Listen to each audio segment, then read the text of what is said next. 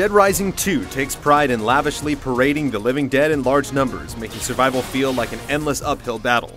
Fortunately, series newcomer Chuck Green is one tough dude, and he isn't afraid to get his hands dirty when it comes to eradicating zombies, however bloody it may get.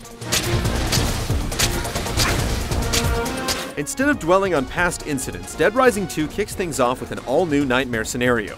Beginning with Reality is Terror, a vulgar game show that celebrates the slaughtering of zombies, things quickly go haywire when the horde manages to break loose into the city, forcing Chuck, his daughter, and the remaining survivors into hiding.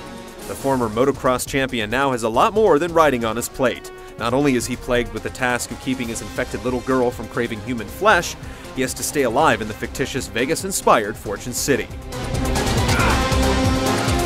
Structurally, Dead Rising 2 mirrors its predecessor to a T, with 72 hours counting down until the military arrives for rescue. Time management is critical as Chuck faces a series of simultaneous goals. These meaningful tasks flesh out the plot and serve as the foundation of your objectives within the game. Sure, you could run off and slaughter the living dead at your leisure, though the clock will continually tick down, leaving you less and less time to take care of business. The overriding objective in Dead Rising 2 is to obtain and administer the miracle drug Zombrex to your daughter every 12 hours to keep her infection at bay. The rest of the half-dozen cases include unraveling some of the mystery behind the outbreak as you meet with new and interesting characters and deal with boss-like psychopaths. Cases will take you far and wide across the game's expansive map as you uncover more and more locations.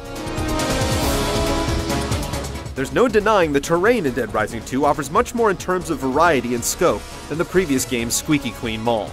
Fortune City's vast surrounding is home to casinos, restaurants, hotels, underground passageways, and yes, another mall, though the sheer size of everything makes it easy to get lost. You'll certainly be spending some time looking at your map, planning routes. PP, a form of leveling up Chuck's attributes including speed, health, and inventory returns, though the ways in which you earn PP have changed slightly. The most common is through use of customizable weapons, which is new to the series. By earning combo cards, Chuck can then forge together items like a recipe in order to make a vastly superior weapon. PP is also earned for rescuing survivors or simply getting people to join you in the attempt to rescue them. With so many objects at your disposal, you'll naturally see a lot of rotation in your ever-changing arsenal, since Dead Rising 2 seems to reward you for trying out new weapons. There are knives, blades, baseball bats, crowbars, and even combat wheelchairs. Weapons do have the disadvantage of deteriorating over time, so you'll have to replace them often, but you'll always be able to improvise some sort of zombie-killing solution. You can also dress Chuck in outfits you find scattered throughout the many stores. When Living Dead lurks around every corner, you'll want to look your best. Or possibly your silliest. Yeah! We've spent a good deal of time with Dead Rising 2, though we've only scratched the surface. Co-op play and an online battle mode are still at the top of our to-do list in the finished game. With new areas to explore and weapons to uncover, we're eager to see what else awaits us in Fortune City. Be sure to check back with us later in September for our full review.